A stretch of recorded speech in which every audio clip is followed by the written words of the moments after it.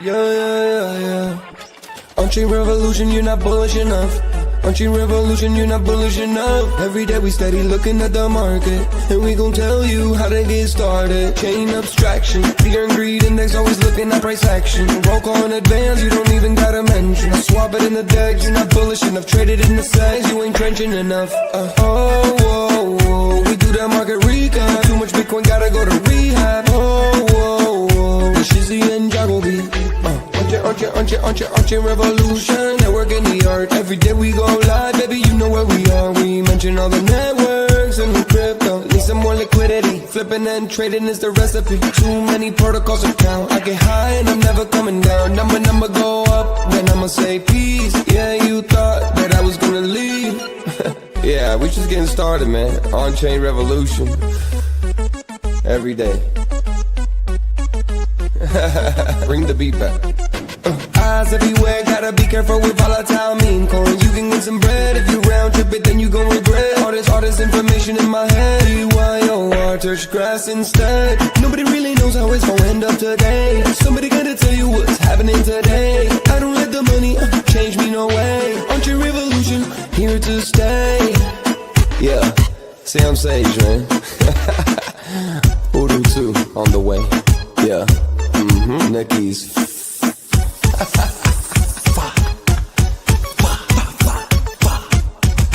Yeah, OnChain revolution.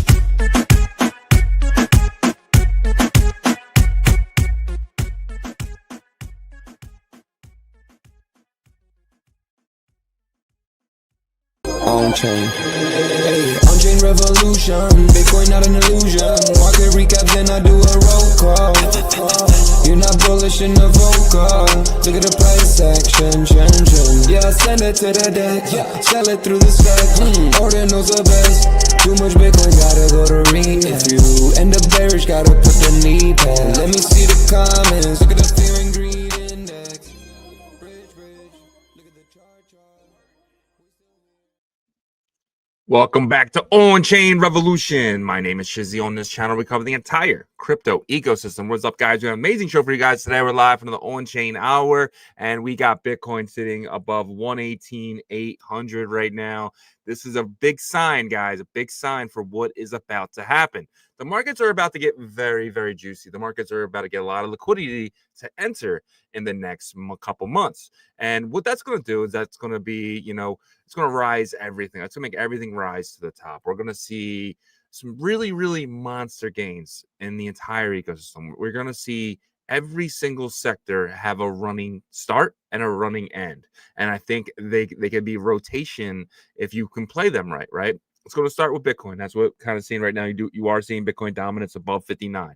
And then, in a week or two, we're going to see Ethereum really start running. And these cycles are going to get faster and faster, right? Last time we saw Bitcoin run for a long time. Then we've seen Ethereum run for like 30 days before everything else really start pushing. This time around, I do think it's going to be a lot quicker. Bitcoin's probably going to run this weekend, a little bit of next week. Ethereum's going to pick it up and really get that going. And then you're going to see the large caps. And the small caps will finally get going probably beginning of November.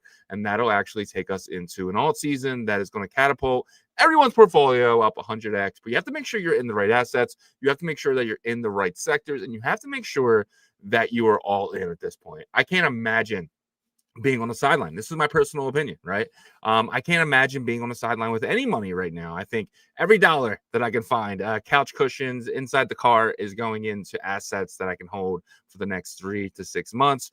Really, really excited for what is about to happen. And the Bitcoin ecosystem got some fire. We're going to cover that right away as well. So without further ado, let's get the show started. Bringing my partner here, as always, Mr. Yagobi. What's up, buddy? What's up? What's going on, man? How you feeling today? How's everything? I'm feeling good. The price action is finally starting to have that consistent uptrend. Bitcoin got to I think it actually got right under 120. There are, some profit taking that's happening right now, which is fine.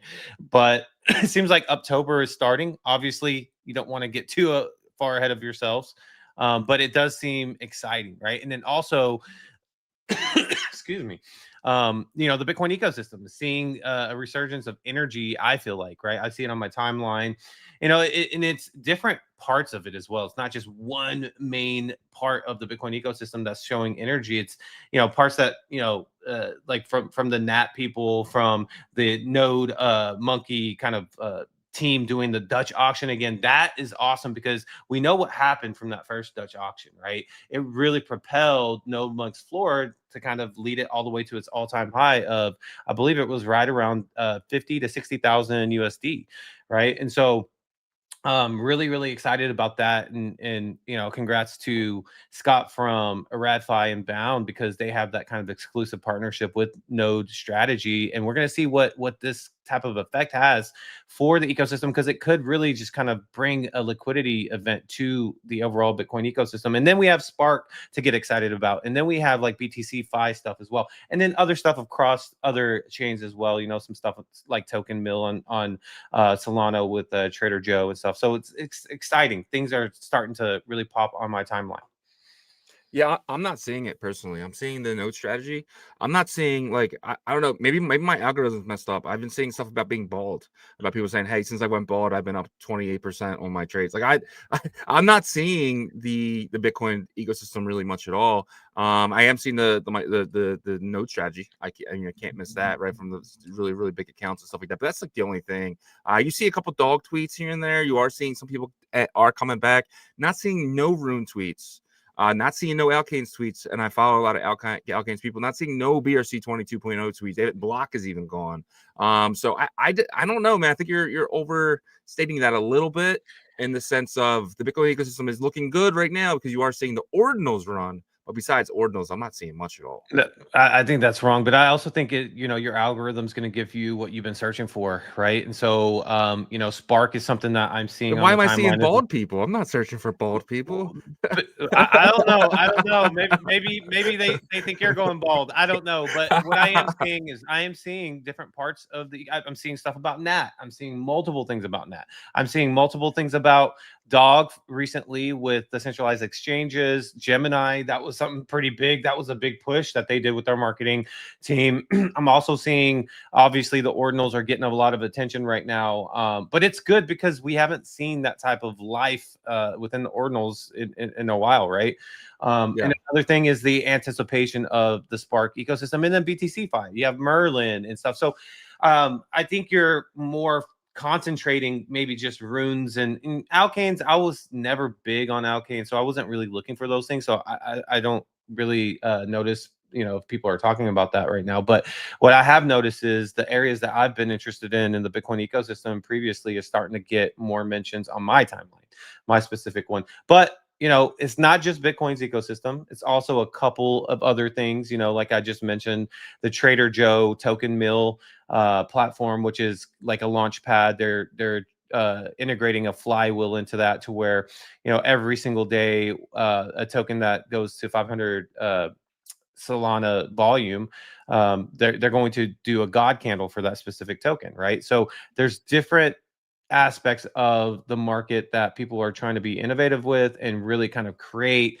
more liquidity events and get things going in a bullish environment. Yeah, I hope so. I mean, that seems really cool if that kind of works out. Definitely get into that a little later as well. But let's jump into the biggest thing, which is our main topic here. The ecosystem could steal liquidity. Liquidity timing is perfect. What ecosystem are you talking about with this? I am talking about the Bitcoin ecosystem, obviously, right? And if you read the complete title, it says could steal back liquidity, because if you remember in 2023, it had a lot of the liquidity for that year and a little bit of the beginning of 2024. And then all of a sudden that started to kind of flow out to Solana and other ecosystems based a little bit. But, you know, we are kind of getting into game time, like the last quarter of this year. So it seems like, you know, the Node Monk Dutch auction thing was perfect timing. And I know that Moonbirds kind of, you know, started that, but it gave Raktoshi or whoever is behind the Dutch auction an idea to say, hey, let's kind of run it back. The first Dutch auction was so successful, and people got excited about this. If you saw the traffic breakdown for the Dutch auction site for the node strategy rune, that's going to be available also on RadFi once everything is sorted out. It was a lot of traffic was coming from Hong Kong, so China is ready to play. And then obviously the US was kind of number one and number two was Hong Kong and US, and then every other country that was on there was after that. So people are ready to get things going in this ecosystem, it seems like, right? And one of the best things that could happen right now is for Ordinals to catch back up with Ethereum's NFT sector, and this is a great way to kick that off. Yeah, 100%. I love this idea. I mean, shout out to the Moonbirds first.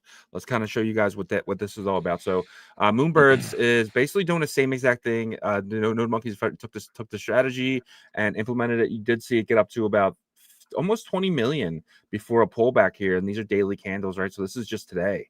This is looking very, very juicy right now if you are interested. And this is awesome too, because like now you can get exposure to NFTs that you don't have $10,000 to buy, right? So this is like, I think the floor right now for a Birdster or whatever the Moonbirds is like $10,000. So you can actually you can participate with $100 now and still make out. So I love that aspect of it.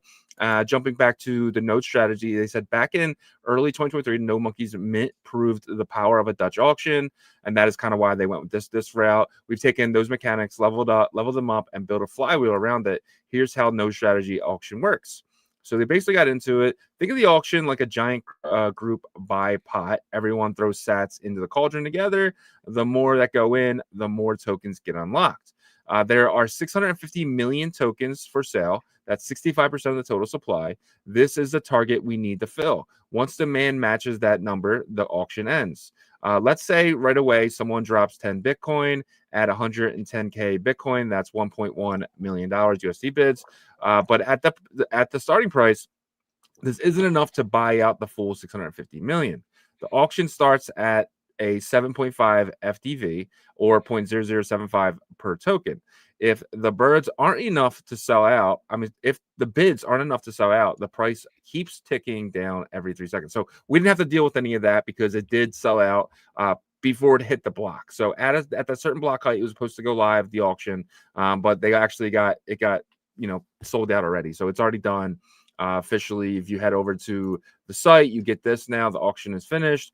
And then they came out with we've gotten some questions. Okay, they came out with a post basically about how it is done. Okay, so we officially sold out. Sorry for the hiccups. Over the next day or two, we'll reconcile everything and share the next step shortly. We work on server repairs. So you will have to claim, I think you will have to come there and claim. I'm not 100% sure. I can't imagine them doing an airdrop, but you probably will have to claim it, which is, I think it's fine as well.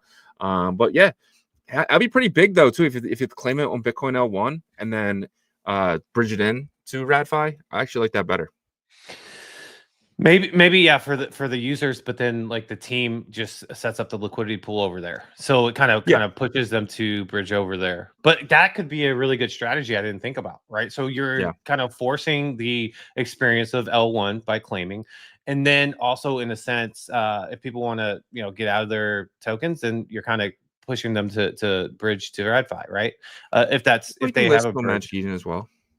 Yeah, you can do either or, but that would be a first, right? For them to kind of have it launched and so quickly open a bridge to like an area of liquidity right away. Obviously, like Trench Kitty was something that we did that, right? Or the community did with that. But then with this, what you're gonna do is gonna have that experience on Magic Eden Layer 1.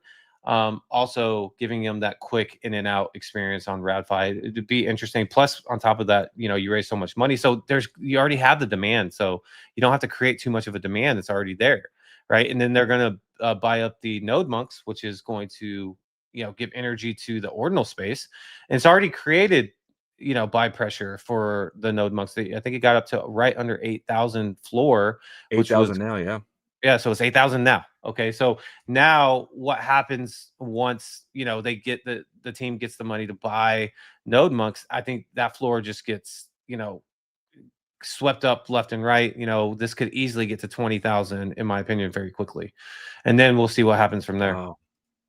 Yeah, because you think about it right now, right? So they have $3.5 million to potentially buy node monkeys with. That is, let's just say, an average price of 8,000. Let's do 3.5 divided by 8,000.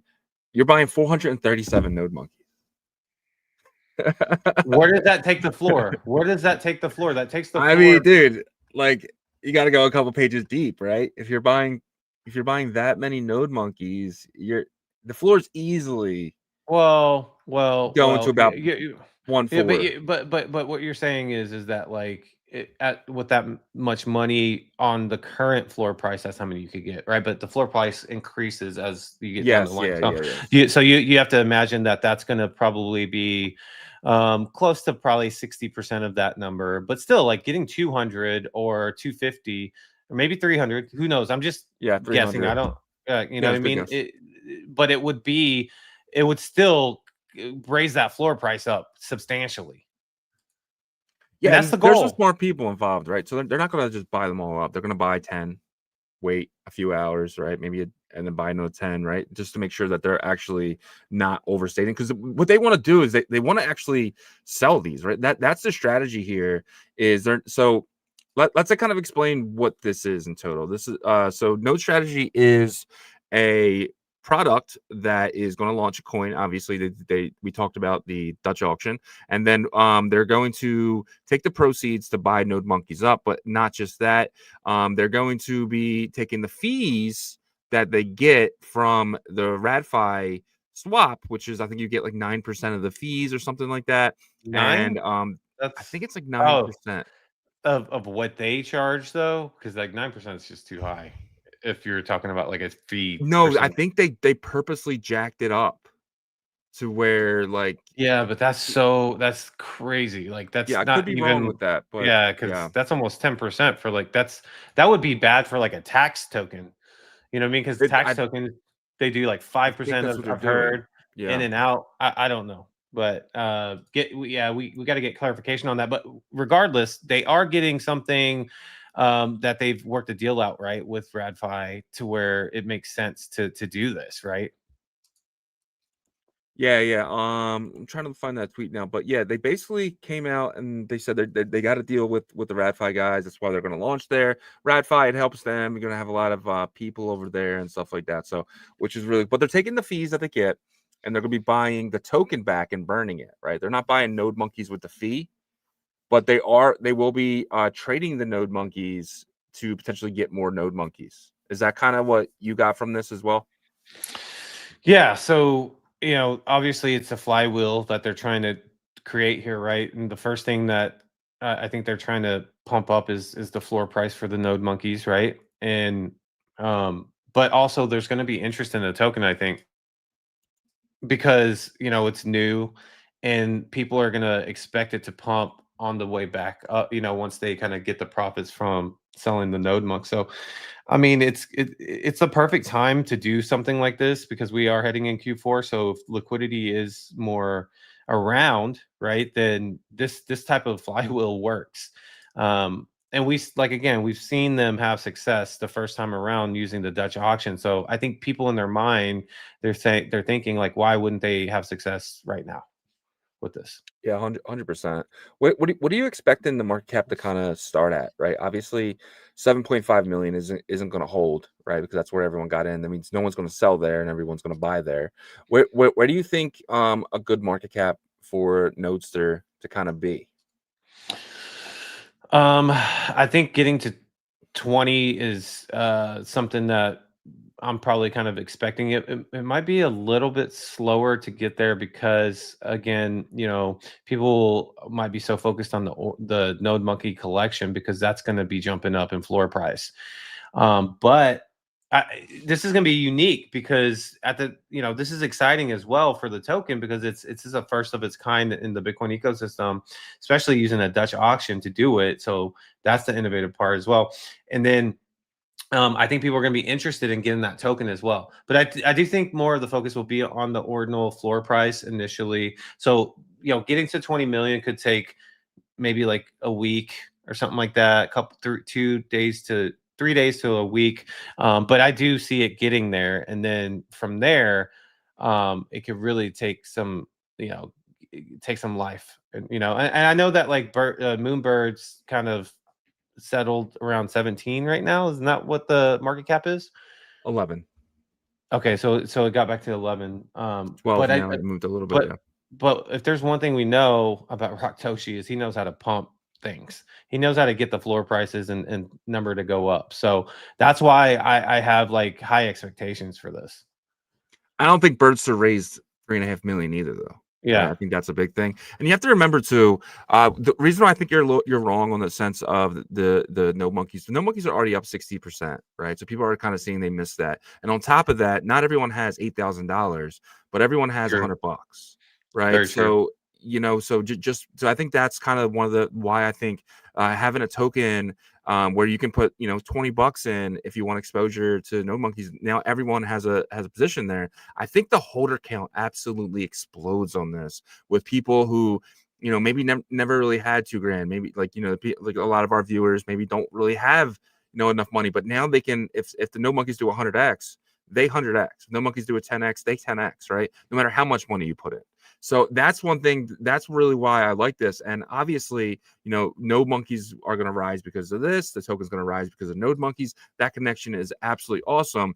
But the main question people ask is, is the founder of No Monkeys on board? And he is, right?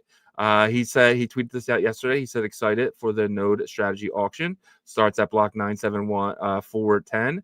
I'm not involved, have no control, won't answer questions, make your own decisions, but I will be watching the auction and cheering for their success. So this is really good for them that Raktoshi actually came out and said, yo, like I'm for this. And then the team actually came out and said, we want to take a second to thank Raktoshi, the No Monkeys founder, for the vouch of our team's character.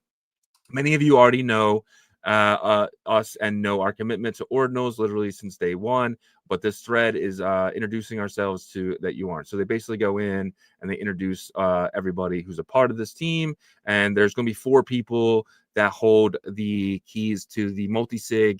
It'll be 4 different multi-sigs as well. And they all hold the keys for them. So that's pretty nuts to think about. So they're going to do 4 multi-sigs, 4 key holders. You will need at least 2 people to open each multi-sig. Yeah, I think it is good that Raktoshi's coming out and showing support for this. He probably has a good amount of node monks himself. I don't know how many he has or if he has any, but I just imagine. But getting that support probably makes other people bullish. And you can love Raktoshi, you can hate Raktoshi because there's many that are on both sides of that fence. But at the end of the day, I think both groups of people will admit that he knows how to get price going, right? And this is exciting for me because I love what they're doing, kind of trying to get the trust of the public and saying, hey, look, there's these multi-sigs and all this stuff. But more than that, I think we forget how creative the Ordinals space was in 2023, and I think we're starting to see a little bit of that energy back. And I'd love to see more of it. Just continually be creative, get people excited, make things fun. This is fun. This is something that's fun. You go through a Dutch auction, you kind of speculate on what the outcome's going to be of it. And, a lot of people are expecting a certain type of result just because of the first round of Dutch auctions with the actual Ordinal collection. So with that being said, there's a couple different moving parts in this Bitcoin ecosystem that can really create some fun, innovative kind of experiences. And I'm here for it. Yeah, 100%. Let's just say November 1st is node strategy or nodester above or below 60 million. November 1st. If you had to bet higher or lower, 60 million, what are you taking? I'll say higher.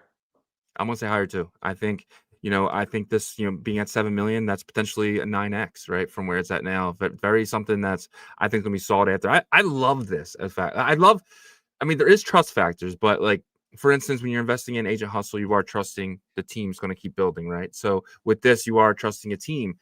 I like trusting teams. I like, meme coins have set everyone's standards so crazy where it's just there is no team, there is no free. like that's not going to be sustainable, right? Like dog maybe, but like with a meme coin with no team behind it, no building, that stuff's it's not as fun as, you know, this team could make changes to stuff and like build off this and build cool stuff because, you know, they're making money because they're obviously in the Dutch auction as well. It'd be stupid for them not to, so they all can win together. I love this, dude. I'm a huge fan of this. And so my next question for you is, when do we see another one? When do we see potentially ZK Shark come in and do this with somebody, or, you know, maybe the puppets come up with a team strategy for this as well? Do you see more of these teams happening, or do you think this is a Node Monkey one and done? Well, it was a Node Monkey thing, and no one copied it right away. ZK Shark has his own way of raising money, and that is kind of doing the launches with Magic Eden, which he has a lot of success with, right? But I think being creative, and because you could still use the Dutch auction strategy, just being, you know, creative with your own community, just have the front end really just custom to what you guys and your community is used to. At the end of the day, the Dutch auction is just a mechanism, it's a system that works, you know. And so I encourage like other Ordinals collections, that really have support to attempt this. You know what I mean? See if obviously you can wait and see how successful it is. On the raise part, you can see it's already successful. They raised 3 million, something like that. Yeah. But in terms of how it plays out, right? So like collections that could benefit from this, like the frogs, obviously, honey badgers, stuff like that you need that extra. You have a community, but you haven't done anything creative to really get it juiced up. And this is something that you could do to help that. So yeah, and another way I see potentially these strategies being a way to do this is, let's just say the frogs, for instance, if somebody wants to start a frog thing, but instead of doing a Dutch auction, well, you can answer with, hey, the first 500 frogs that get sent to this address will get airdropped a certain amount of tokens, right? You can do it this way as well, to where people are actually donating to the treasury and then receiving the coins on the other side, and potentially that is another way. And then potentially what you do is say, hey, these are 500 frogs, right? This, as long as the frogs go up, the price of this go up. So you don't really need to do anything, in the sense of it's just representing, the coin is representing the actual product instead of doing like a strategy type of thing. Do you think that's a good idea? Think that's potential what someone could do? I actually like that idea, because 500 frogs are valued at certain market cap, and then you can kind of arbitrage between the coin and the frogs if you're interested. Yeah, but the problem is you're going to have a hard time pumping the floor price of the frogs, right? You know what I mean? Because like, you can send the frogs to this wallet, but then, that doesn't go into kind of eliminating the floor prices unless people take them off the, that are on the floor and they unlist them or something. That's the only other way. I like the way to where you raise money and you buy them up right away, because what you're doing is you're creating demand right away, instant demand, versus the other ones, there's no liquidity event that's happening instantaneously. You know what I mean? And that's what you need for something like that. That's the whole point, in my opinion, to raise the money. Like what you're talking about is, like, in my opinion, is like a tokenization event, which could be cool. But that's what I'm saying. Yeah.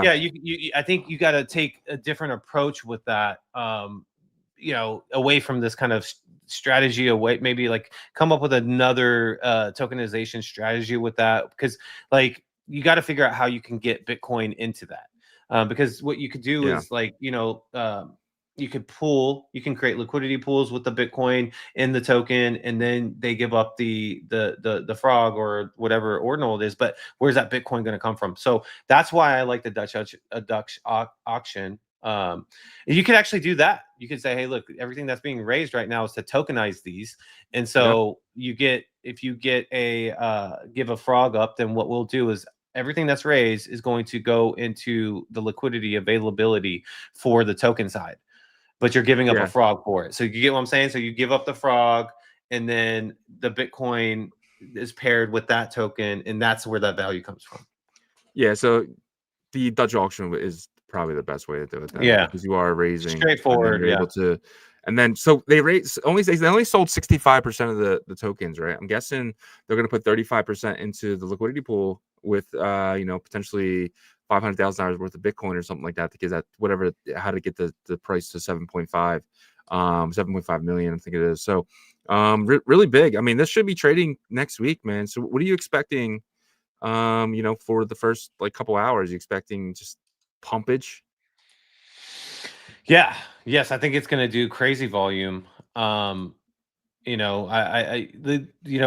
Bitcoin over to RadFi is kind of similarly to getting Bitcoin over to Odin, right? So you do have that, I guess, that little hurdle. But other than that, I think people are going to be ready to trade this. I think people actually, this is huge for RadFi and Scott. Congratulations to them. Yeah. Because right now people are probably saying, okay, I don't want to, I missed the Dutch auction. I didn't want to be a part of that, but I do want to be ready to trade it, like to see if it sells down at first and I can get in cheaper. That's what happened with us on the Ordinal side, right? Whenever the Dutch auction happened with the Ordinal collection, at first it pumped from, I think the Dutch auction average price was like $2,000 to get each node monk. It pumped to like $7,000, maybe $8,000 floor, and then it peeled back all the way to like $4,000. I think it peeled back to like 3,500 or like even close to the mint price or the Dutch auction price. And then, we found an opportunity to get in, and it was like one of the best trades that we had, right? So it's kind of like this. Do people play this similarly? I think there's going to be a group of people that are getting their Bitcoin over to RadFi to prepare for this. Yeah, maybe that's a good idea. Maybe it is a good idea to get over there because, even if we repeat the strategy that worked last time, we just buy after it mints or after it launches, and then we just hold it for how many months was it from launch to peak? Was it launched in January and it peaked in what, March, April? Well, you talking about node monks? Yeah, I think it was March. It launched in February or Okay. maybe the end of January, early February, because I know I got in like I want to say 3 days after the thing was settled and everybody got their node monks and started selling it. So and then it peaked in June, I think. Okay. Of 2024. No, because maybe a little earlier. Everything was dead in May. Remember, May was selling mango away for everything. Gotcha. Yeah, so it was either then late April or very beginning of May, maybe probably late April. But so you go from a floor price of 4,000 to a full floor price of all time high. I think it was like 40? it was higher than that. Yeah. It got to like 55 to 60. I remember seeing it like at around that price. I remember seeing it at 0.79 and Bitcoin was about 60,000. Yeah, that was my personal experience. Yeah. Right. So I maybe I'm off a little bit, but I just know it was good. It was really very good. I'm pretty sure it was between 40 and 50, but I think we're both on the same page. It was definitely near 50,000. That was pretty insane. And Raktoshi is a prideful guy, so he probably wants to hit a new all-time high, even though he's not officially affiliated with this situation. 100%. All right, let's move along though. 280 million in shorts were liquidated yesterday. I love this because it used to say 280 million in longs were liquidated. We are going the other way. Bitcoin is pumping right now. It doesn't feel like the traders did go to lunch today. They are out and they are attacking this price. Look at this. Beautiful candles on the daily. You got 1, 2, 3, 4, 5 straight like potential upward momentum. This one was kind of nothing burger, but besides that one, it was really looking good here. This looks like it's gonna finally beat this monster, right? That it's been fighting for a long time, which is like 120, 121. It did get over that a couple times, but every time it was very short-lived. This one was the longest one, and it was about a day. It does feel we need to go up, retest, and then go up. I am expecting us to kind of do that here. I do expect us in the next couple of days to kind of get up here, maybe do a retest before we shoot up to about 136 by potentially mid-October, end of October here, 136. Is this kind of what you're kind of thinking too here for the next couple weeks?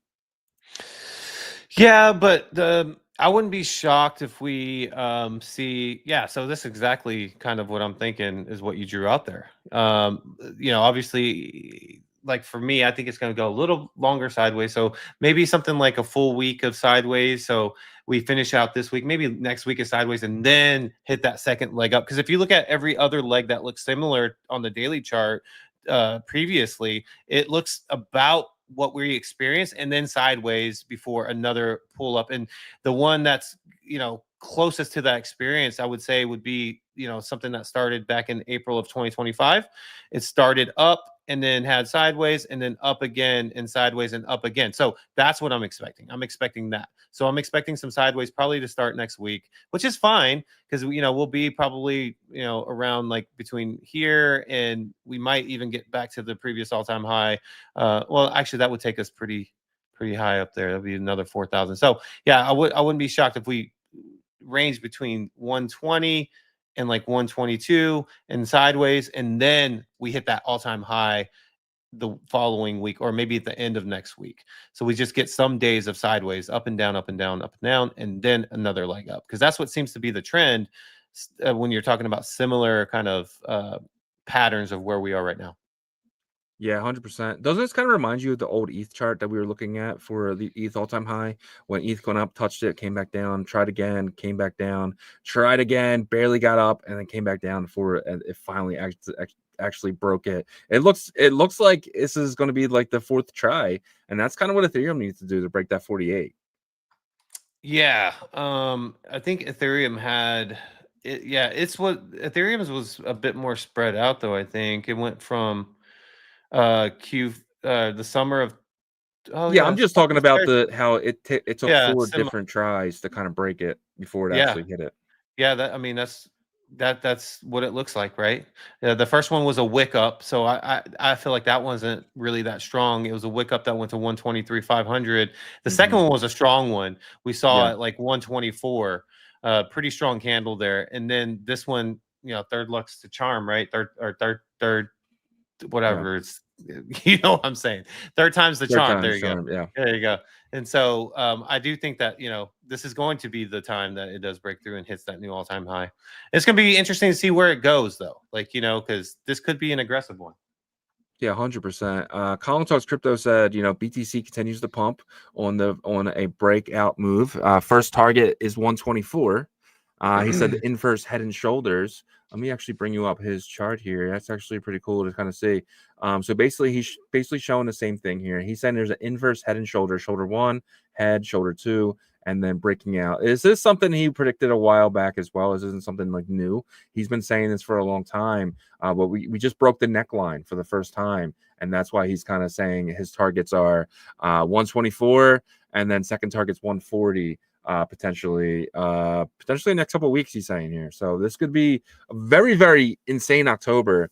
If we do get a really bullish October and we're all right, the Q4, has that ever really happened? Do you remember when everyone's saying, hey, Q4 October is going to be bullish? And we actually are. I don't remember a time like that. Well, yeah, because we didn't say it last October because we didn't really necessarily expect it because it was the, halving year, not the bull run year. But I will say that we haven't really experienced the bull run year, like doing the show or anything like we've experienced it separately in 2021. So this is kind of a first time, for the show to be in this exact moment of the historical kind of cycles, right? So I think the expectation has always been Q4 of this year. Let's see if we get that. But I do see your point. We've always kind of, I mean, when you're doing a show every day, like and things get even a little bullish. You want that to continue for your audience and for yourself, right? Yeah. And so I think many people get caught up in that a bit. But I do think it's game time. I think we have officially reached game time. So love to hear it. Really excited, kind of. See what's going on, but it isn't just Bitcoin, right? You are seeing a lot of different sectors really running. Ethereum's up more than Bitcoin today, sitting up just below 44,000. Then you have XRP up a little bit, about to reach its 3. It seems like everything is loading. Hyperliquid, getting back into the 50s after taking a trip down to the 30s. Aster got whipped down to $1.50, now back up to 175. You are seeing a lot of the tokens, the regular crypto YouTubers are talking about, Tau actually not moving yet, which is kind of shocking. But then you're seeing Fartcoin up 4.5%. I think you said this morning about, you know, yesterday about SP 6900 or something kind of running as well. Gold's taking a little bit of a cool back. Merlin with a huge run last week, actually moving back a little bit. Yeah, really excited to kind of see the price action and stuff in a little bit. So let's just start jumping right into that type of stuff. Let's get into the first, which is the crypto fear and greed. Let me grab this banner here.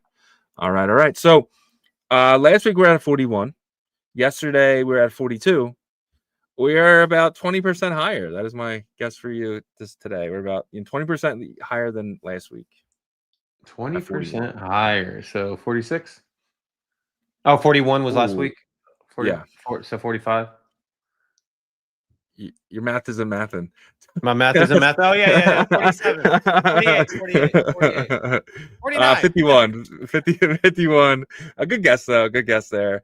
So we are kind of sitting here at 51. How do you feel? Do you feel you're neutral? I feel 60s. I don't know. I think, am I just being a little too bullish?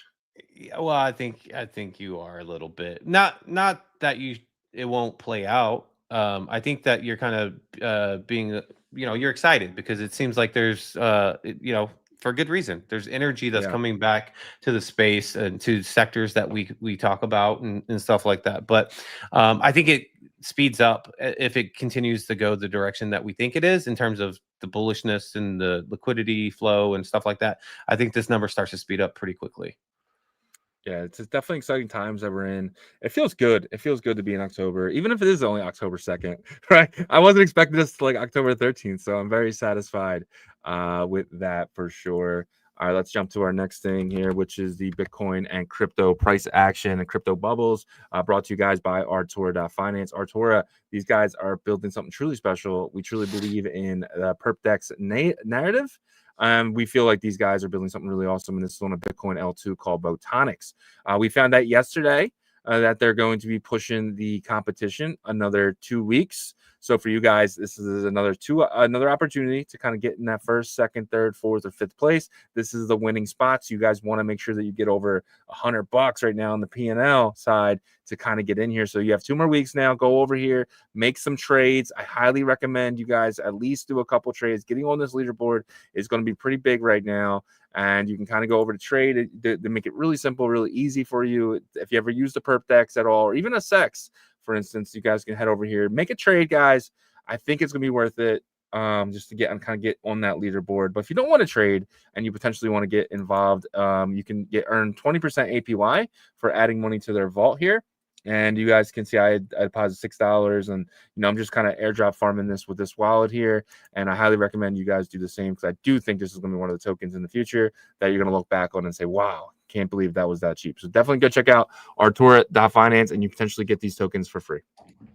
Absolutely. I'm so stoked for that team, man. They have a lot of plans, and don't forget we help them out on Tuesday night for their show that they've started with us every Tuesday, not night, sorry, 2 p.m. Eastern, evening, or afternoon, 2 p.m. Eastern. So make sure you catch that. But before we get into the Bitcoin price action, help us out here on the YouTube side, smash that like, and then subscribe to the channel. Make sure you turn all your notifications on so you know when we are live. Same thing with the X side. Let's like that space, share the space, all that great stuff. Our abstract crew as well. Let's share this link. We got a couple people in there watching right now, so shout out to you guys. And then Twitch, Kick, Rumble, everybody that is constantly supporting us. We thank you so much. Let's get into some price action here. Starting with the hour chart, which actually turned around. It turned around since the beginning of the show, man. We were actually bombing here, but it looks like we are reversing the momentum, or it looks like it wants to, at least, right? So this could be a little fake out, but it looks like the sell pressure on the MACD, on the hour chart, at least for Bitcoin, is starting to weaken pretty aggressively. You can see right here the fast line wants to pull up here. We do need to see the fast line on the stochastics kind of curve back up, though. So I'm not fully convinced yet that that is the direction that we are heading, but that is where it seems like it wants to continually go up, right? So this could be where the sideways action continues though, right? So we did kind of raise back to where we were. Let's see if we can kind of break this area of actually break into 120, because that would be substantial, and that will take us to a kind of new local high here on the hour chart. Let's take a look at support and resistance as well here. If we are looking back, pull up a little bit more. There we go. That is better. All right, we'll get it right there. All right, let's take a look here. You can see at the 119,700, this is going to readjust. Okay, perfect. Yeah, support is leading the way pretty substantially in both of these areas here. 119,700, 119,800, 119, almost 900. Right here at the 119,860 is where it kind of balances back, but there's very low volume there. So if we can push this momentum up aggressively here, we can blow past that and get back up above 120. Definitely would love to see that, but I am a little bit worried here because I'm worried that we might get a fake out here. So I do want to watch this for the next hour or so to see if we can break above 120. That's something to keep your eye on, because if we do break above that, we could really see some aggressive push up for Bitcoin's price action today. I would love to see us break above 120, but that is the hour chart. That is kind of what we're looking at for the next hour. Do we break above 120 or not? If not, this could be a fake out and we could kind of see a little bit of a downward trend, but that's okay, because we are from a overall perspective heading in the right direction, and that's all I care about at this moment. So that is what I'm thinking for the hour chart for the next 2, 4, 6 hours. That's the kind of forecast. If we look here at the 4-hour, it looks really good, but it also shows that some of this positive price action is starting to break down a little bit, right? So if that hour chart does show us kind of an aggressive downtrend and that was a fake out to the upside, then we could start to see this breakdown, and we could actually, start to maybe head towards the sell pressure. But again, this is not something I'm worried about. You can see the trend has officially switched. Whenever you see this downtrend happen here, we kind of go sideways. We've officially, switched to the uptrend here. Now, could it switch again? Absolutely, it could. But will it? That's the question. So we need to see how today plays out, right? Or like at least the next couple hours on the hour time frame, to see if that does seem to want to go back down and we cannot get back above 120. We can't break above that. That will give us more information for the 4-hour chart. And again, 4-hour gives us some forecast heading into the weekend, because today is Thursday, right? So tomorrow and Saturday is kind of one of those days that you just chalk it up, because it's going to be low volume, light liquidity, thin liquidity day. Unless we're in the heart of the bull market, that can change on Saturdays, right? So we'll see. Maybe we do get a positive forecast from the 4-hour and we get really positive price action for Friday and Saturday. Could happen, but let's see how this plays out for the rest of today. Really going to depend on that hour chart, in my opinion, to see if we can continue this, or we break down, we start a downtrend, and we kind of close this up heading into the weekend, which I'm fine with either way, because if we do close this into the weekend, I don't expect extreme, immense sell pressure or anything like that. I just see kind of like maybe some sideways action before hitting that next leg, and that's actually exactly what the daily chart. This is a perfect transition for the daily chart, because this is what Shizzy was talking about earlier. And what I meant was, if you look at similarities to this kind of pattern here, which is pretty much an up only pattern, you can see, one right here. And what happens after you see a lot of that positive price action, it goes sideways for a bit, then it starts another leg up, especially if you're in a bullish time period, right? Now, this could be shorter because we are in Q4, so we could get half of this sideways instead of, the full length of something like this, and then go aggressive. But I do expect at some point, whether we have another bullish day today or today and tomorrow, for us to have some sideways action, because that's just, it always happens there, right? But I would love a scenario like this, right?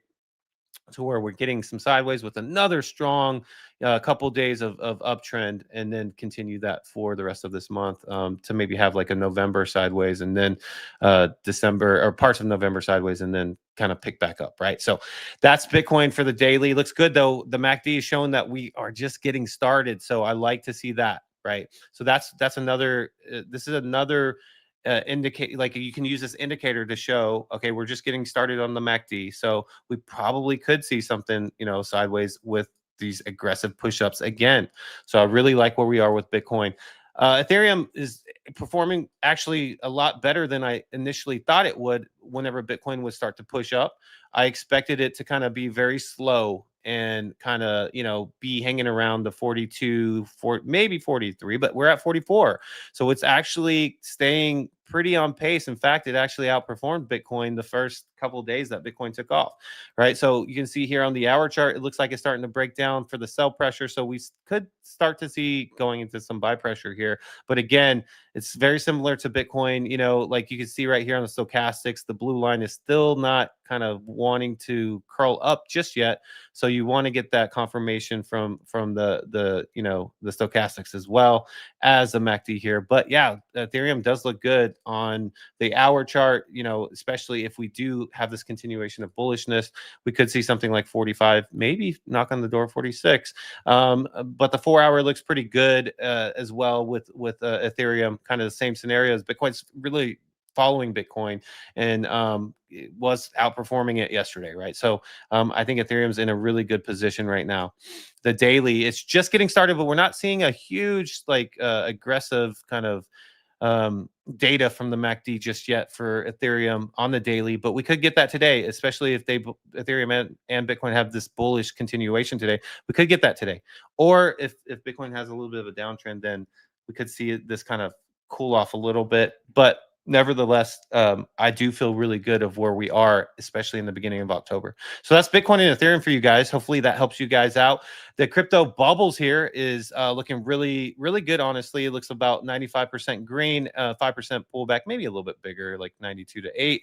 But a lot of these tokens that we're seeing here, Hyperliquid up 3%, Monero up 10% there, SPX, you were talking about that earlier, continuation of green up 7.5%. Some of these memes are definitely starting to thrive.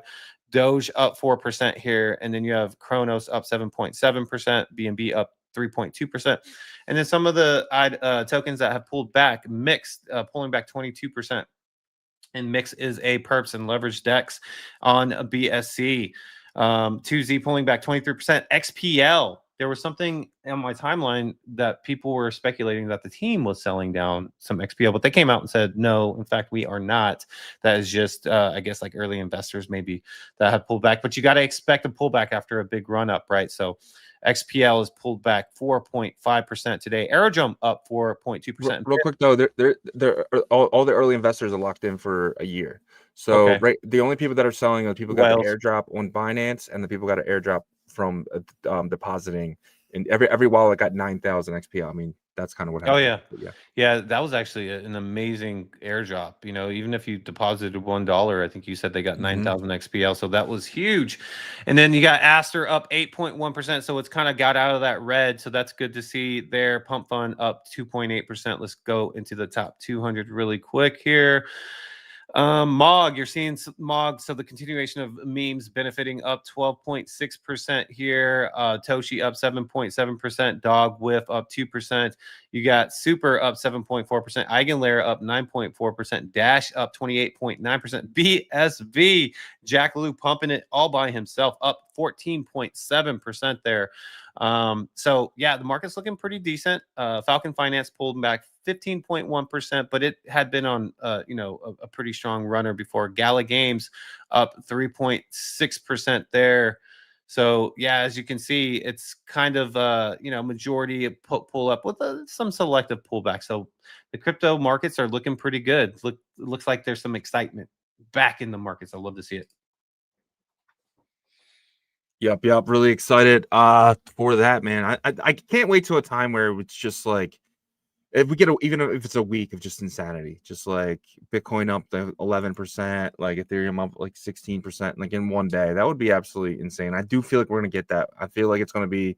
One thing people don't understand is that's how crypto runs. Right? Crypto isn't something that just constantly it's not gold. It's where it's up, it's it's down a little bit more up again. It's more like we have these days of huge green candles and then months of sideways. And I think that's kind of where we're at now. We're about to get these huge massive green candles for sure.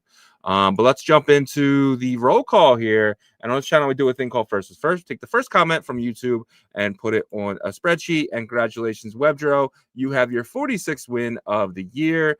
Lukey has 48, dude. This is getting they're back now. They're back from vacation. It's a heated battle. Let's see who wins this between these two legends. And yeah, man. But let's get into the rest of the comments as well. We got Bitcoin is truth this year. Shout out to you, my friend. Webdro said green looks so good. It really does. No is here. Shout out to No. Spindrift is here. My guy. Appreciate you, my friend. Tim Baker says Node Monk's flying. They really are up 60% today. Vader Times is so bullish right now. K99 is here. Satoshi Nakamoto is here, the legend himself. Thank you so much for creating Bitcoin, my friend. 1+@ is here. Breakout October. Stan says, any opinion on on-chain monkeys? That's actually a really good question. Because you got to remember, on-chain monkeys has a team around it. What are the chances that on-chain monkeys, which is the #1 collection, and people don't really know that on-chain monkeys are the #1 collection in the ordinal collection by market cap. I think they still are. I think where are you? I can't even find them on the volume aspect of it. No, Node Monks are. They're at 79 million, and then you have OCM Genesis is at 35.8. Really? Mm-hmm. I thought that was a 10K collection, and they're sitting at $9,000. There's a collection that is at $10,800, but it's OCM Dimensions, and it's a smaller collection. Okay. Yeah. So I think you got the prices mixed up with the two. I could have people said before that I think they have three. They had 3 total collections. Gotcha. Okay. But yeah, man, on-chain monkeys though, with the team behind them, do you see them doing a treasury type of thing, where they raise money and they buy up the for a token? I think they actually already have a token though, don't they, called the banana? So maybe they can't do that. Yeah, I'm not sure. Maybe they can't because of that, but they're equipped to do it. They have the team to do that. So yeah, I think that is interesting to see if that's something that they consider. Right. Because, also because there's a lot of attention on node strategy. Right. This is a meta now. We see it with Moonbirds. We're going to see if because there's people that have launched. You got to be careful. They've launched strategy tokens on RadFi. But, if teams come up and say, hey, we are, behind this and we're going to use whatever, that could run just in itself because of a meta. We've seen metas run. Right. But the focus is on node monks. And, obviously people do like the way that they raised money. And I think like the bigger teams like OCM and stuff, they have an opportunity to do that. So. Yeah, 100%. Stan says, seeing that in my feed uptick, is that bullish or nothing burger? I'm scared of that, dude. I feel pain for the people. I mean, because you're gonna feel a huge upward momentum, but as soon as that gets listed on an exchange that has liquidity, I just feel like it's going to be that's where these big miners they sell on exchanges. They're not going to come online and they're not going to sell there. So once NAT gets listed on exchanges, and I feel like it's going to take 1 cent from one of these miners. One of these miners can pretty much take the price down 20%. Like that's how much some of these miners hold. They hold an insane amount. They can just pull pretty much 60% of the liquidity out from an exchange very quickly. So I don't know. I'd be scared shitless if I was a NAT holder, honestly. How do you feel on that? I feel like they're getting a lot of support from like communities, or like the community on X, and I feel like they're having success to where they are right now. Whether this is a play for the last couple of months of this year, and then probably going to dump hard right after or not. I think it's still an opportunity if you do it correctly. You know what I mean? And it's kind of like Bells, right? Whenever Bells launched, or not launched, but kind of relaunched in a sense, there was an opportunity to where if you got in earlier, then it rose up pretty quickly because of the hype around it. But then once things got really dry in the overall space, it was like one of the first to take huge punches to the market cap because miners were like really quickly just, okay, we're selling this or we're dumping this. You know what I mean? So that's exactly my point, though. As soon as Gate.io got listed, the miners were dumping like crazy. Yeah, but it's a different time. So I think the opportunity could still be here for the next couple months. If that does happen aggressively, I think it's going to be early next year to where the dumps will start to happen. But that's just my perspective from it. And I can't ignore the strength that I see in terms of how it's being mentioned on the timeline. You know, and it's not just one person. I've seen it probably, to be honest, like I would say I've seen it about 5 different times in the last, probably 3 to 5 days. On my timeline. That's a lot to you. I mean, for the Bitcoin, in a couple days.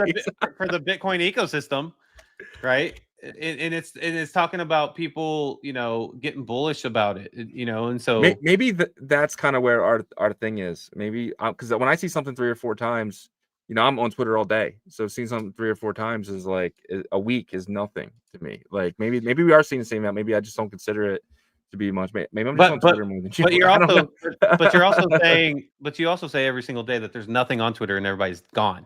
So I think you also pay attention to stuff that you care about. And let's be quite frank, you're not crazy about that and how the approach of it works and all that stuff. But I follow. That's the thing. I follow 3,693 people, right? So I should be seeing, and a lot of the people I follow are tap guys. I follow a lot of tap guys, so I should be seeing it more. I mean, I follow 3 times as many people as you do. So why am I not seeing it?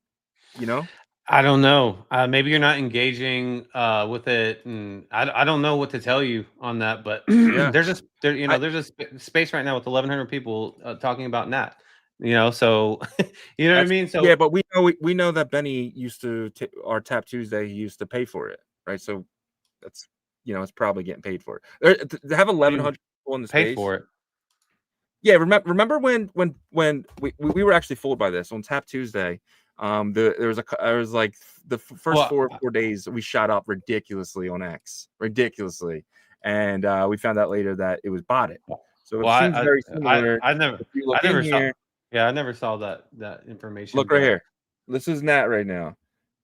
No check marks, none. These are all bots. We get up here, we see some.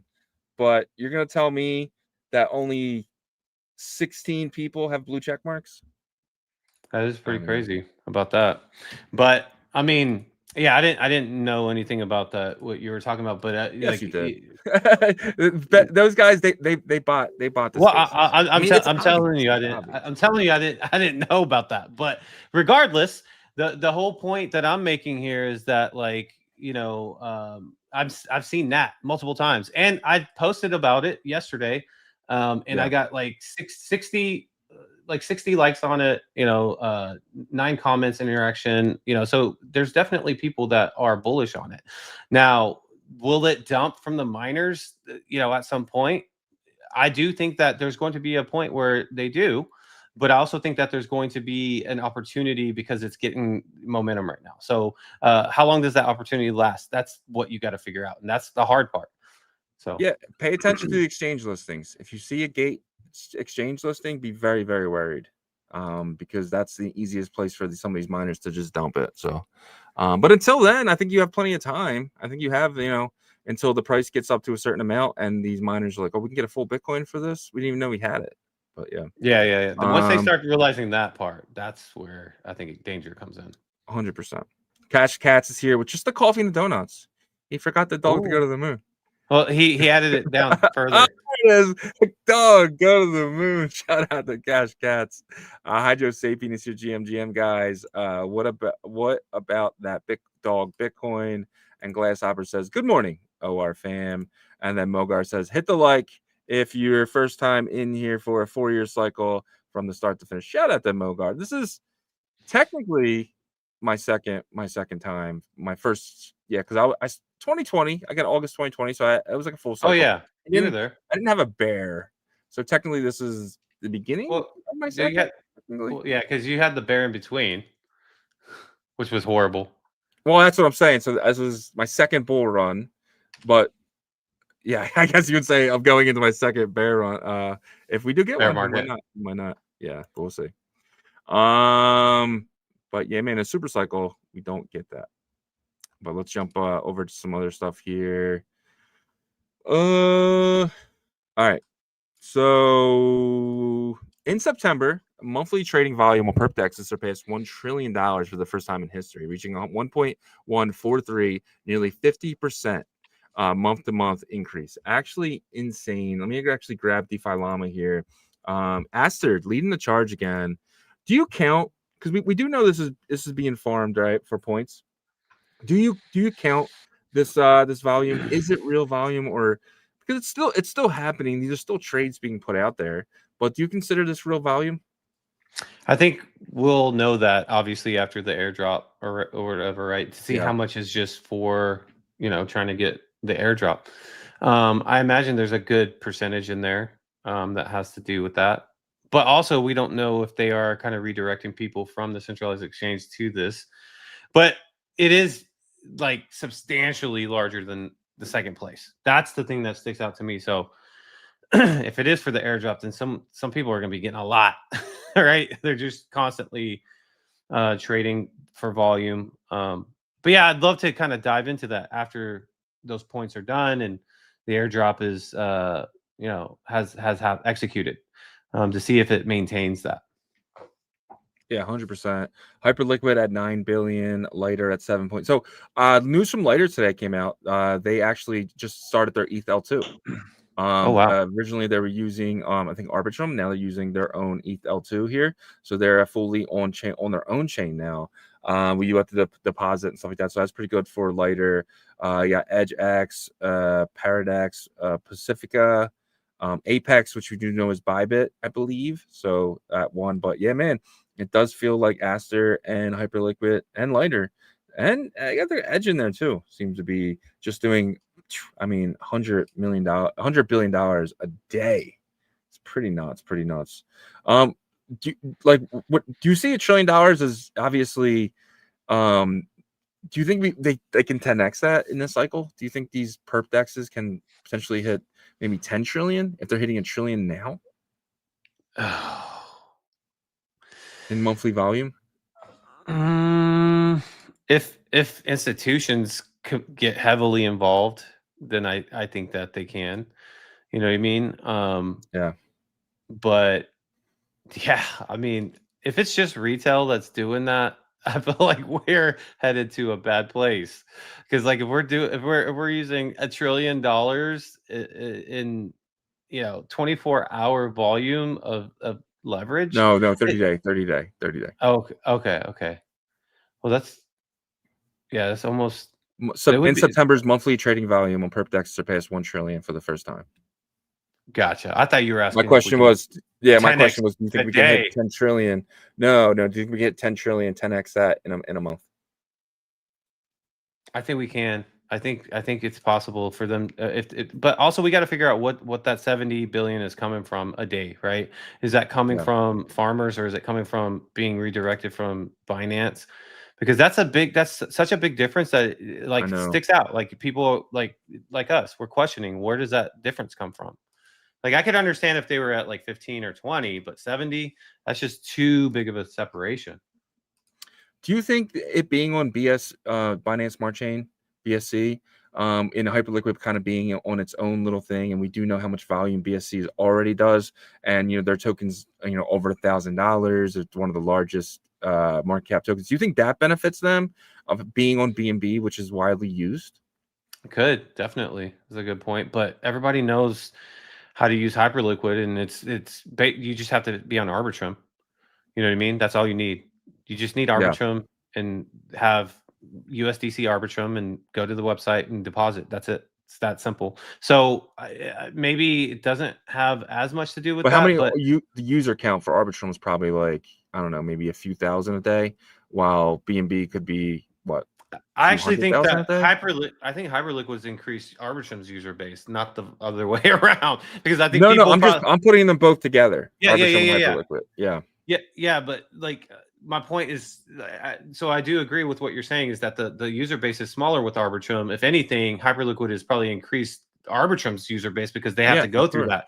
You know what I mean? So there's probably a percentage of that does go into it, but then you look at Lighter. Lighter was their own chain, right?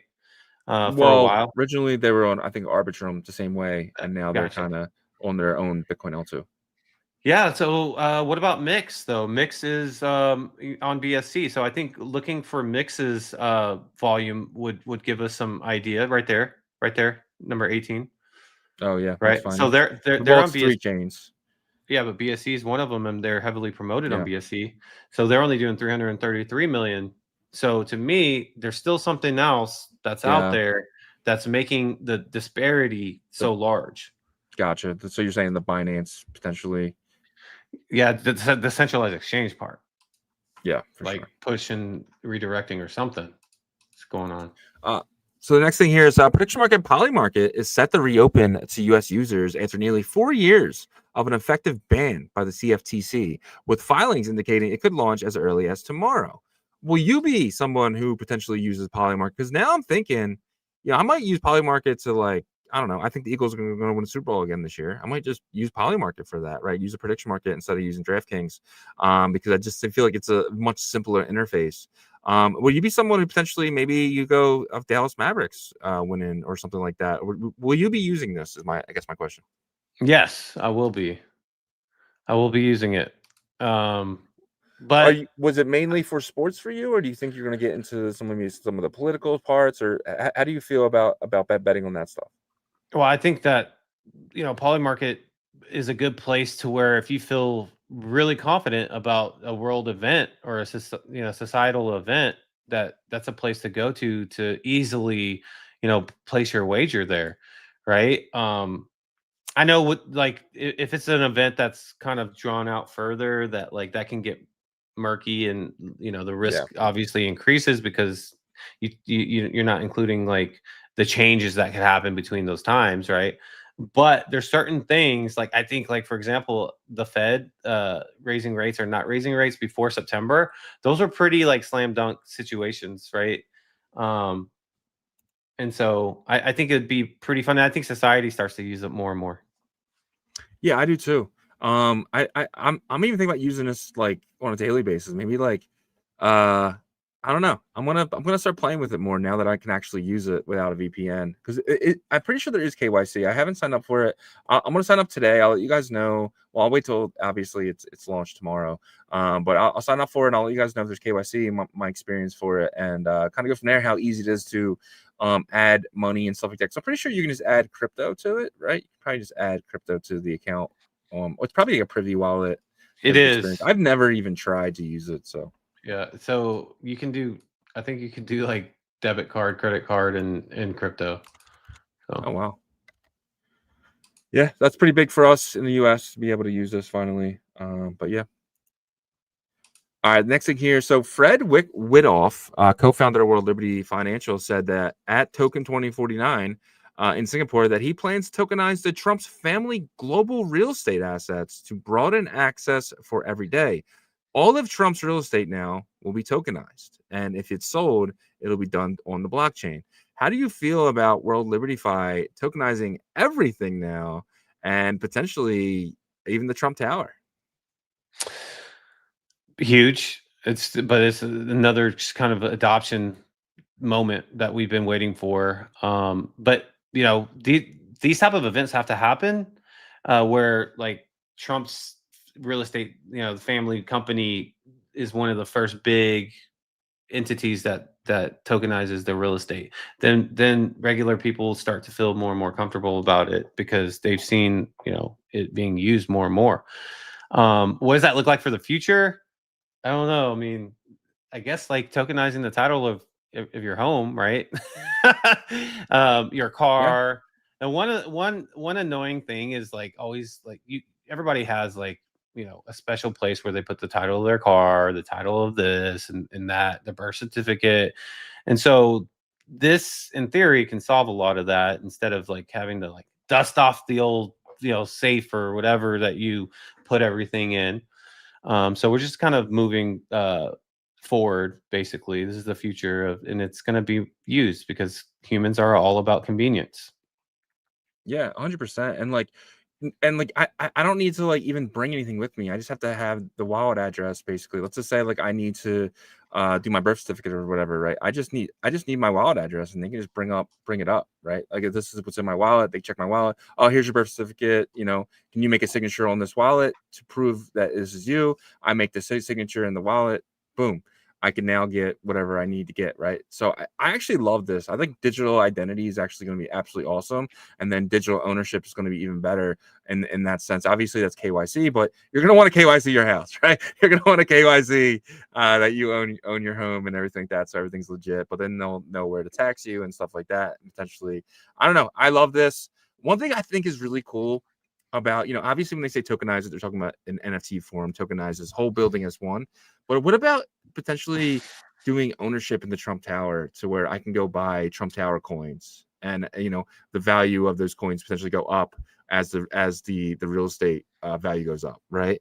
And how cool would that be if you can just own little parts of buildings, like 0.0001% of a building, right? But you need 51% to take control of that building. Do you think that stuff will exist one day, to where you can potentially have partial ownership via tokens? So that actually exists in the modern way of doing things for the Green Bay Packers. Actually, I Yeah, know that, yeah. but obviously they have it set up to where like not one fan can do this or that. It's split up amongst the residents that pay taxes or whatever their system is. But how cool would that be if like professional sports teams were able to do something similar to that? Yeah. The owners, I don't think Jerry Jones would ever want that, because he just wants full control, making the worst decisions that an owner and GM could ever make. But that would be cool in the future if you could kind of have partial ownership, fractional ownership.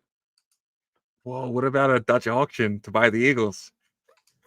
You know what I mean? We all throw money up, and then I get a tokenized, to say I throw, $5,000 up, I get, potentially $5,000 worth of stake in the Eagles one day. I get the tokens in my wallet. I don't know. I can walk around and say, hey, I'm a partial owner of the Philadelphia Eagles because I own some tokens. I don't know. I love it. I just love the world that we're headed into. I just think it's really cool, even to kind of think about and joke around about. But let's move along. Tether will launch its new stablecoin USAT through a conservative video platform, Rumble, leveraging its 51 million monthly active users to distribute the token in the US market. So Rumble plans to roll out a crypto wallet featuring USAT and other stablecoins. Tether holds 48% stake in Rumble following a $775 million investment in 2024. What do you think, dude? Tether's going to be pushing out USAT in Rumble, and potentially they could do an airdrop of USAT to the Rumble. I don't know. We're over there, so potentially that could be us, right? We could get some airdrop. I don't know. I highly recommend everyone go over and open a Rumble account, because every account will have a wallet attached to it. So potentially they might just distribute.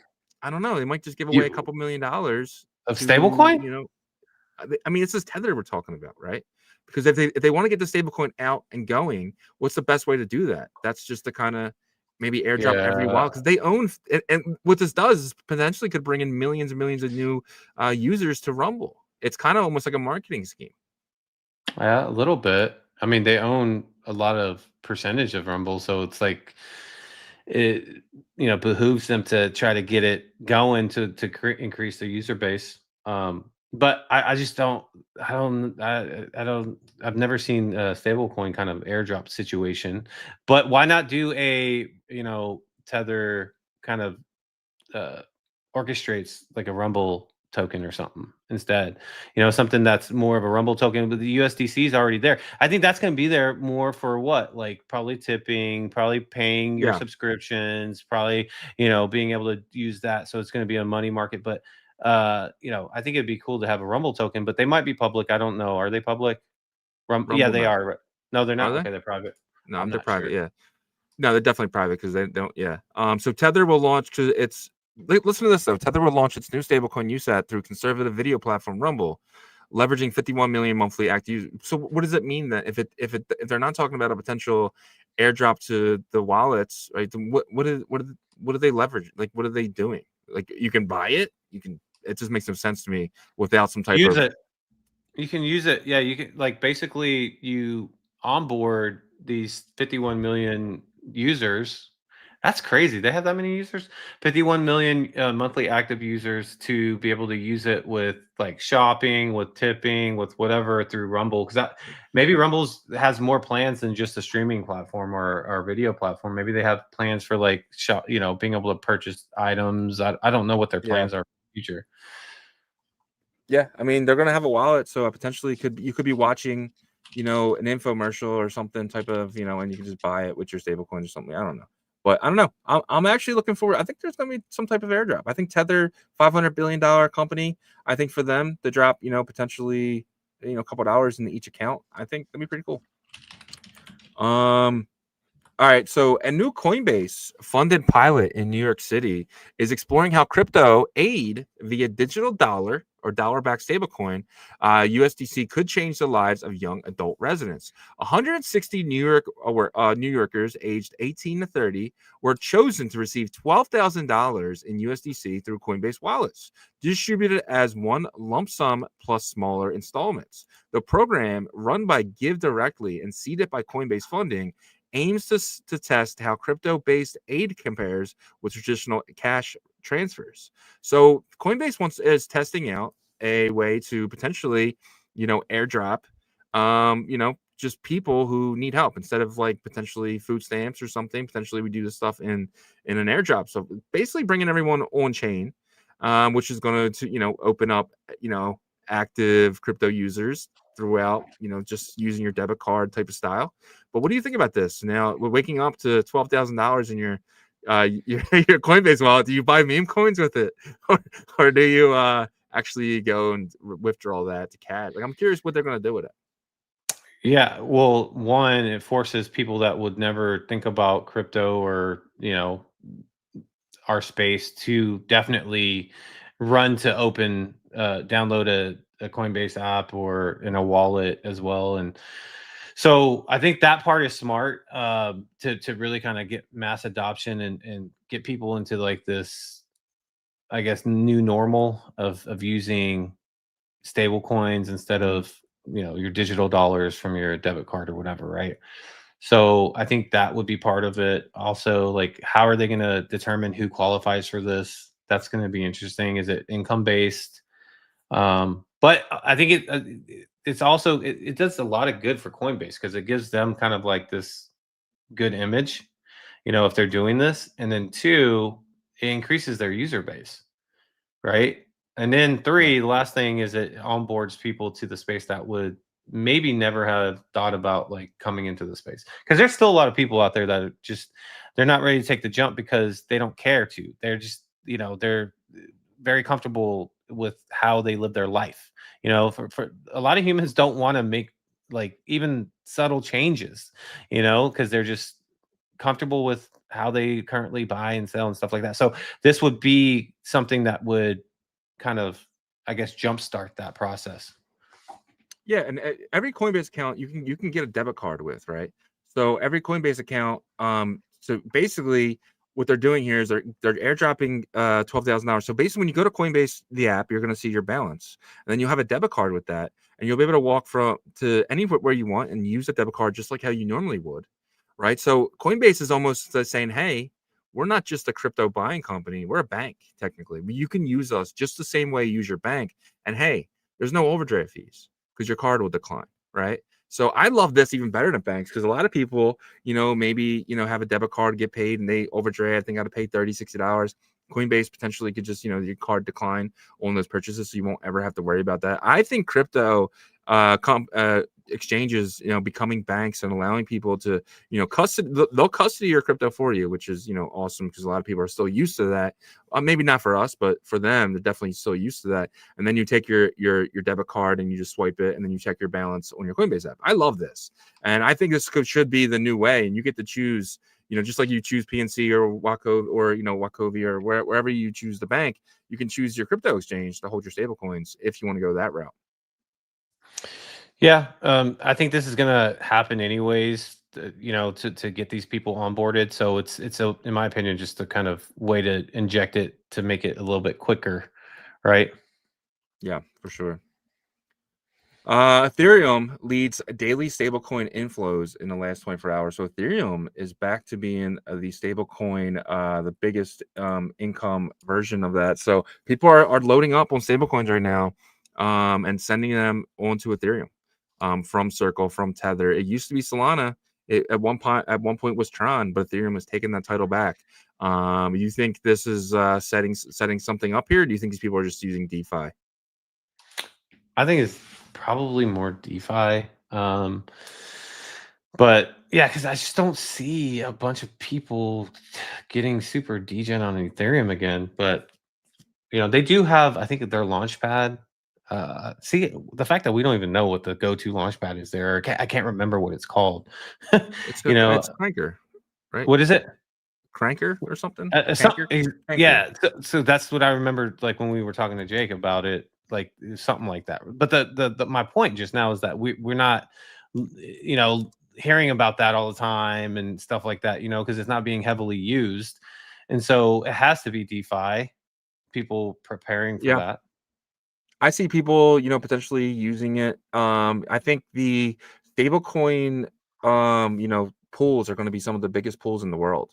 I think, PYU, like I yesterday, for instance, we got USDC, and then I immediately converted that to PYUSD. Who made money on that? Like I paid $3 in fees for that.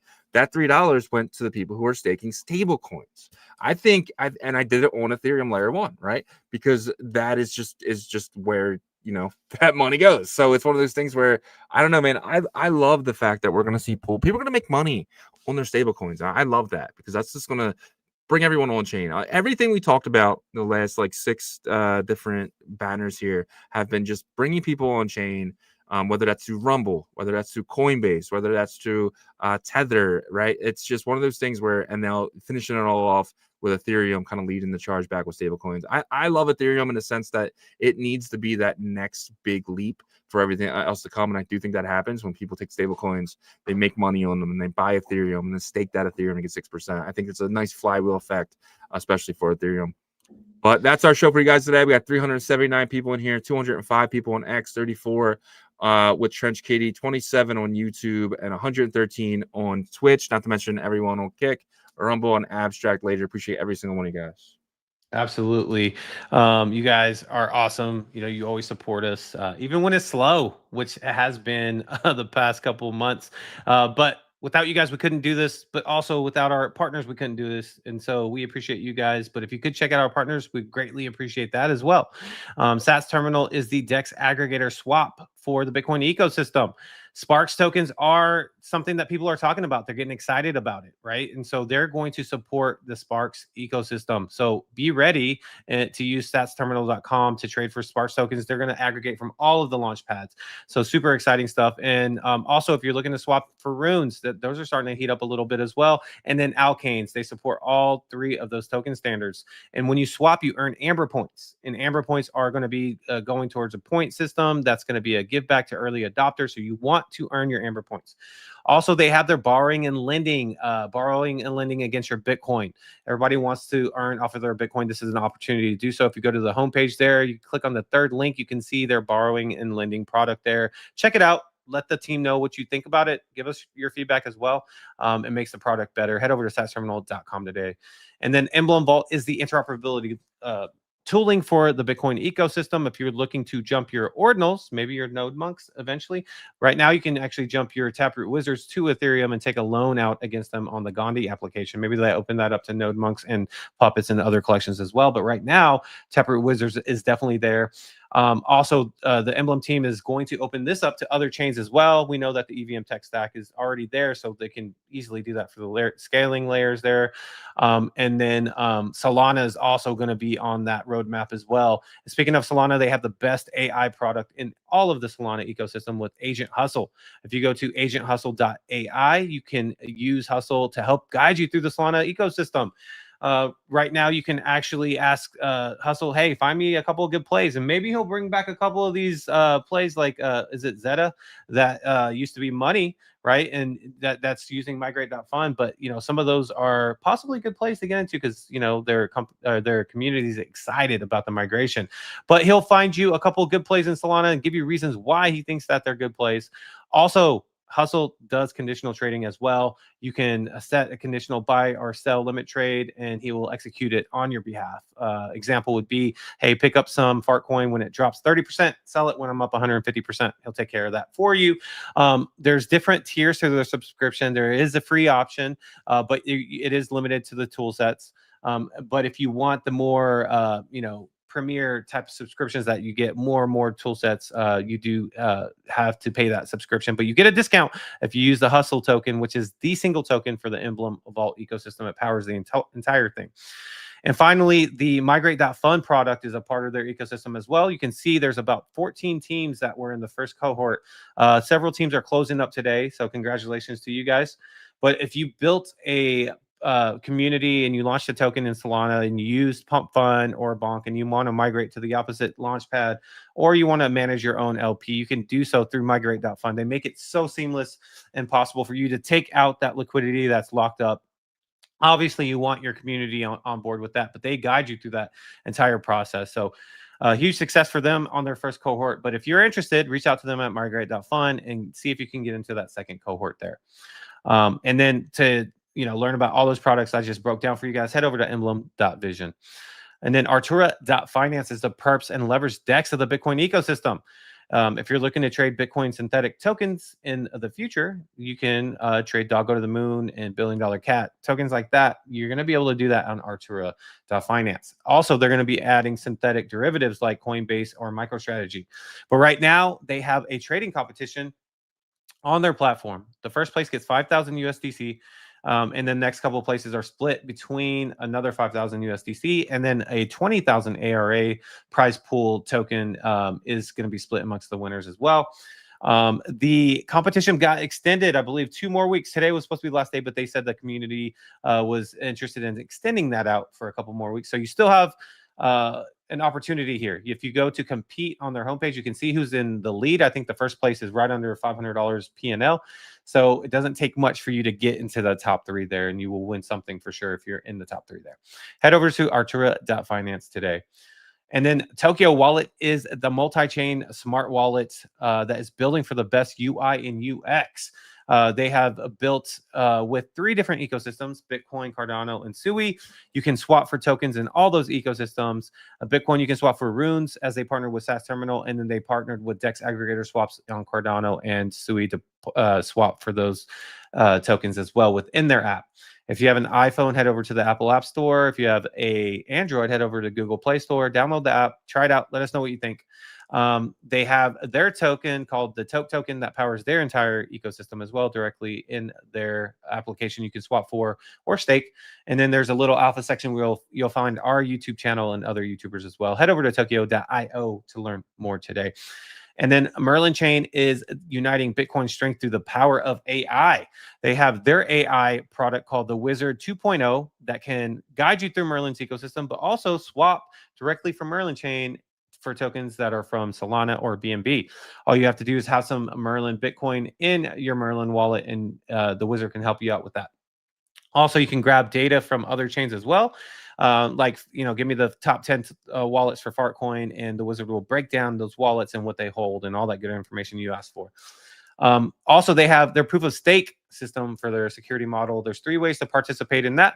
The first one is staking Bitcoin to earn more Bitcoin. The first staking vault ended on the 30th of September, and the average APR was 17%, which is awesome for staking Bitcoin. They're going to open another vault, so make sure you follow them on X so you can get updates on when that second vault is going to be open. But super exciting stuff. I think that's a huge opportunity there. And then they have 2 other options with the Merlin Chain token. The first one is the flexible option. It's a day-to-day staking for Merlin Chain token. The Merl token, you earn 15% APR. You can actually claim rewards every single day. You can roll those up into a compound interest strategy. But when you do withdraw, you do have to wait 7 days. That is the cooldown period on the flexible. And then there's a 6-month option, which is a 6-month locked up period, but you earn 45% APR. And so make sure you guys are learning about that, taking advantage of that, and check out merlinchain.io to learn more. And we thank you guys so much for checking out our partners. Yup. Great job, man, on that. If you guys have a few more minutes, we wouldn't mind checking out onchainrevolution.io. Some of the best articles dating all the way back to 2023. If you know someone just entering the space, please send them our website. Really feel like it can help them get started and caught up to where we are today. Brand new article just dropped this week. Which protocols will dominate the Bitcoin ecosystem in Q4? Which Bitcoin L2 scaling protocols will dominate it? Check it all out, guys. Then we have articles all the way, Aster versus Hyperliquid, Deribit, so much more. Check it all out there. If you guys need a VPN, I highly recommend NordVPN. Right now, you can get it for $3 a month. Lock it in for 2 years, and you get a free 3 months. So 25 months, 27 months. You guys can potentially get it for like $66. Highly recommend it, guys, because you should not be able to go into these websites and just giving your IP address out. It's stupid. It's dumb. Get a VPN. This will also allow you to use stuff like Hyperliquid. It'll allow you to use stuff like MEXC. And it's not your country that is blocking you from these sites. It is actually the website itself. There's no reason for them to block you because in on the internet, it's basically borderless. So get a VPN today. Live a borderless lifestyle. Don't tell anyone what you can and can't do. That is the freedom that we have here in the US. And for sure, you make sure, guys, when you're using your VPN, it's turned on and you have it rocking, because that is how you get the best, out of that. And then we have our store here. Make sure you guys check in our merch store out. OnChain Revolution. We have hats, shirts, jackets, and so much more. Check it all out here at onchainrevolution.io. Remember, guys, we are live Monday through Friday, 11 a.m. Eastern, 10 a.m. Central, 8 a.m. Pacific, and 3 p.m. UTC. Check us out all week, guys. Until tomorrow. Peace.